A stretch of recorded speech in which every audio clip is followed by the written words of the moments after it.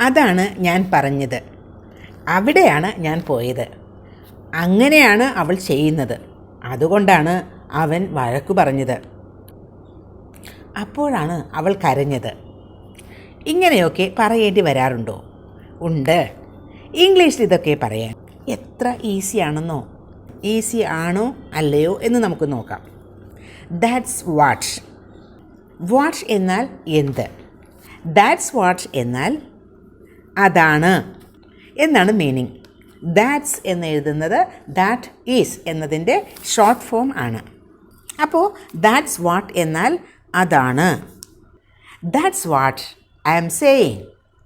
അതാണ് ഞാൻ പറഞ്ഞുകൊണ്ടിരിക്കുന്നത്. ഐ ആം സേയിങ് എന്നാൽ ഞാൻ പറഞ്ഞുകൊണ്ടിരിക്കുന്നത്. That's what I am saying എന്നായാൽ അതാണ് ഞാൻ പറഞ്ഞുകൊണ്ടിരിക്കുന്നത്. That's what we were thinking. അതാണ് ഞങ്ങൾ ചിന്തിച്ചു കൊണ്ടിരുന്നത്. ശ്രദ്ധിക്കൂ, വി വർ തിങ്കിങ് എന്നാണ്. അതുകൊണ്ടാണ് അവർ ചിന്തിച്ചു കൊണ്ടിരുന്നത്. അത് പാസ്റ്റ് ടെൻസ് ആണ്. അതാണ് അവൻ എന്നോട് പറഞ്ഞത് എന്ന് എങ്ങനെ പറയും? That's what he told me. That's what he told me. That's why. Why എന്നാൽ എന്തുകൊണ്ട്. ദാറ്റ്സ് വൈ അതുകൊണ്ടാണ്. That's why I was late. അതുകൊണ്ടാണ് ഞാൻ ലേറ്റ് ആയത്. That's why you can't sleep. അതുകൊണ്ടാണ് നിങ്ങൾക്ക് ഉറങ്ങാൻ കഴിയാത്തത്. അതുകൊണ്ടാണ് അവൾ എല്ലാ സമയവും കരഞ്ഞുകൊണ്ടിരിക്കുന്നത്. അതെങ്ങനെ പറയും? That's why she is crying all the time. That's how. How എന്നാൽ എങ്ങനെ. ദാറ്റ്സ് ഹൗ അങ്ങനെയാണ്. That's how I lost my book. അങ്ങനെയാണ് എൻ്റെ ബുക്ക് നഷ്ടമായത്. That's how we met. അങ്ങനെയാണ് ഞങ്ങൾ കണ്ടുമുട്ടിയത്. അങ്ങനെയാണ് അവർ പൈസയുണ്ടാക്കുന്നത്. അതെങ്ങനെ പറയും?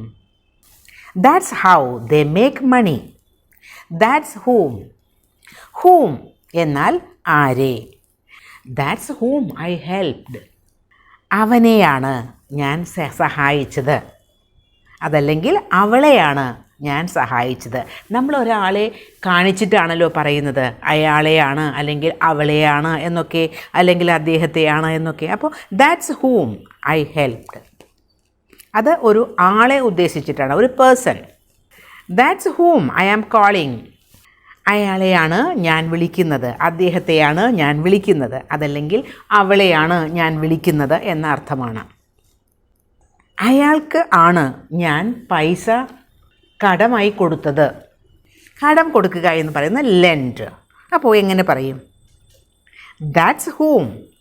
പിന്നെ എന്താ പറയേണ്ടത്? I lent money. ലെൻറ്റ് എന്നത് കടം കൊടുത്തു എന്നുള്ള മീനിങ് ആണ്.